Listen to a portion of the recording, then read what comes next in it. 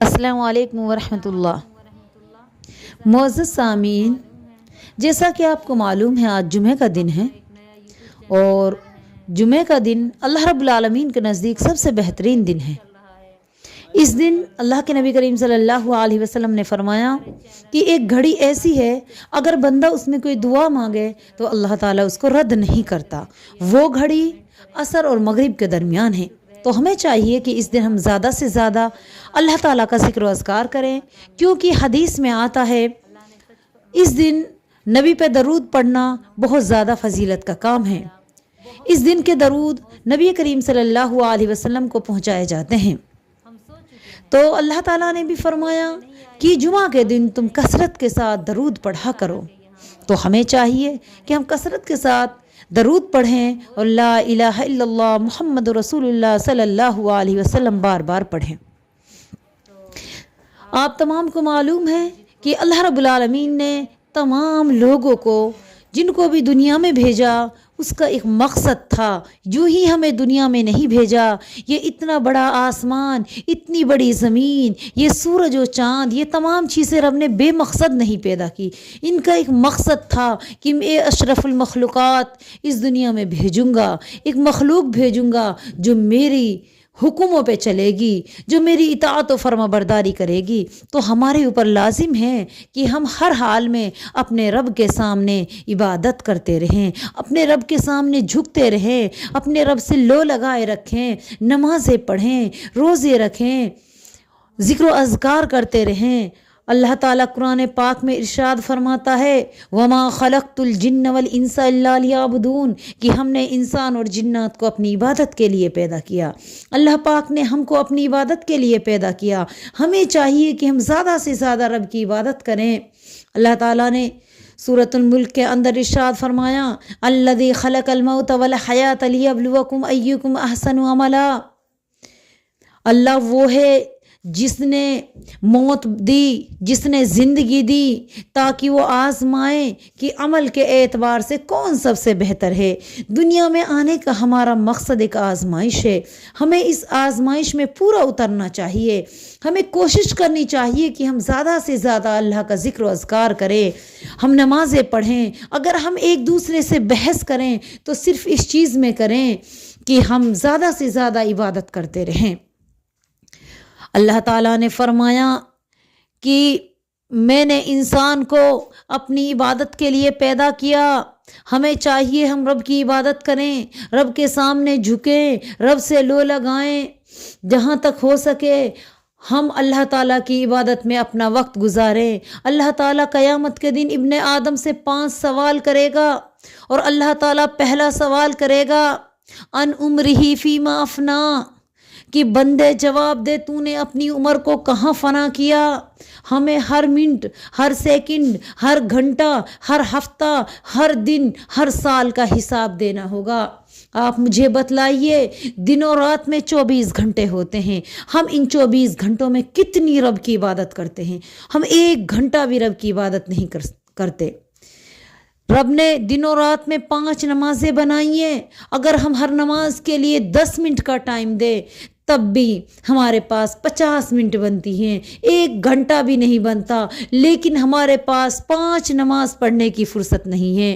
تو لوگوں ہوش میں آؤ، ان زندگیوں کی قدر کرو۔ یہ موقع ہے جو ہم کو ملا ہوا ہے، بہت جلد یہ ختم ہونے والا ہے۔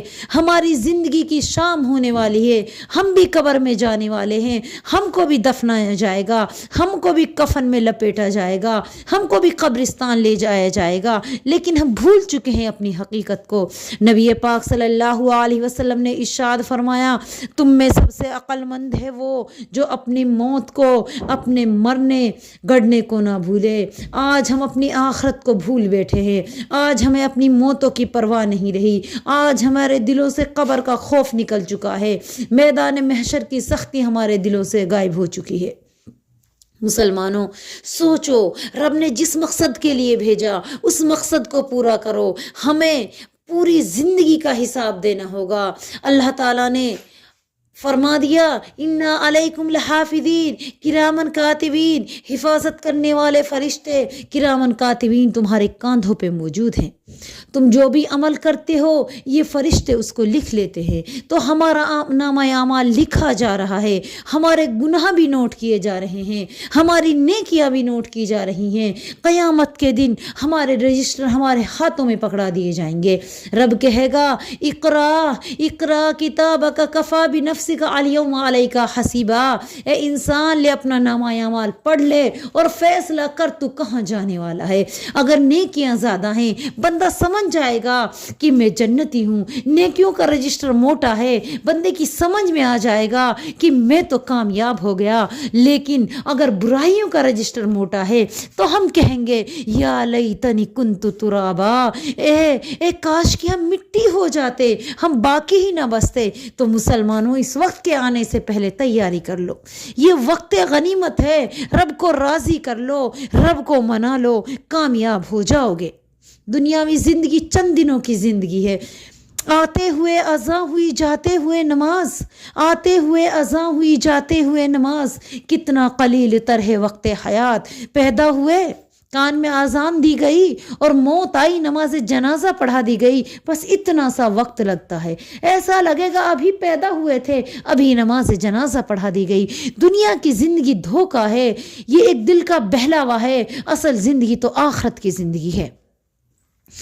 مسلمانوں، اللہ تعالیٰ قیامت کے دن دوسرا سوال پوچھے گا وَأَنْ شَبَابِهِ فِيمَا أَبْلَاهُ، کہ اپنی جوانی کا حساب دے، اس کو کہاں خرچ کیا، جوانی کہاں گزاری۔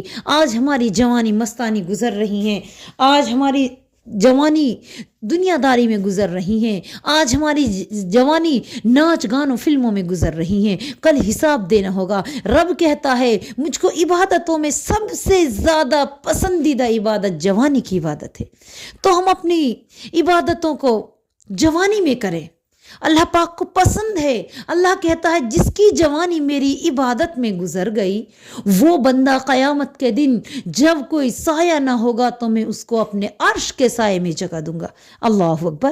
کیا آپ نہیں چاہتے آپ کا رب آپ کو اپنے عرش کے سائے میں جگہ دے؟ ضرور چاہتے ہوگے، تو اپنی جوانیوں کو اللہ کی عبادت میں لگائیے، اپنی جوانیوں میں اللہ کی عبادت کیجیے۔ تیسرا سوال اللہ پاک پوچھے گا وَأَنْ مَالِهِ أَيْنَ اكْتَسَبَ، کہ اپنے مال کو کہاں سے کمایا۔ بندے حساب دے مال کو کہاں سے کمایا۔ آج ہمارا مال ہمیں پتہ ہی نہیں حرام کا ہے یا حلال کا ہے، بس مال مال مال، ہمارے دلوں میں یہ ہے کہ پیسہ آئے پیسہ آئے۔ نہیں، سوچو، غور و فکر کرو کہ ہماری کمائی حرام کی تو نہیں ہے، ہم حلال کا کھا کما رہے ہیں۔ اگر حلال ہے تو ٹھیک ہے، اگر حرام ہے تو حساب دینا ہوگا۔ اس کے بعد اللہ پاک پوچھے گا کہ اپنے مال کو کہاں خرچ کیا۔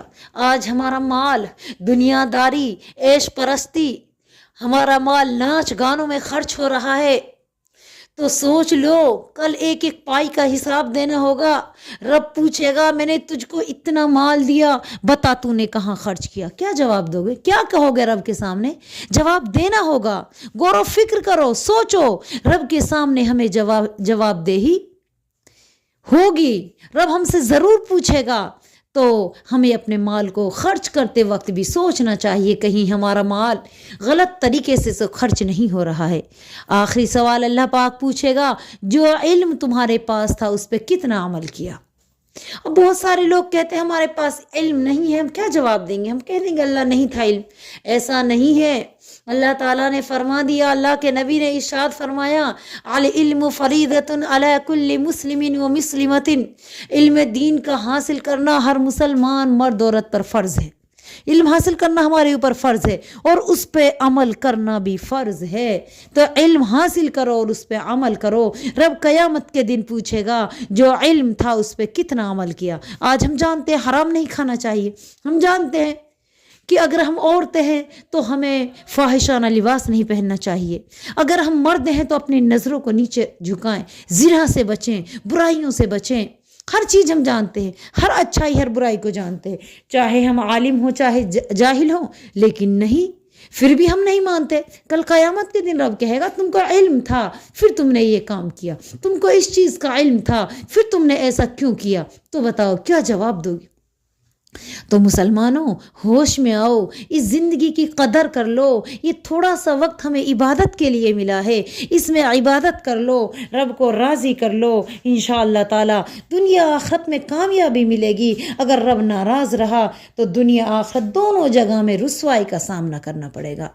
دعا کیا کرو، ربنا آتنا فی الدنیا حسنہ وفی الآخرتی حسنہ وقنا عذاب النار وقنا عذاب النار۔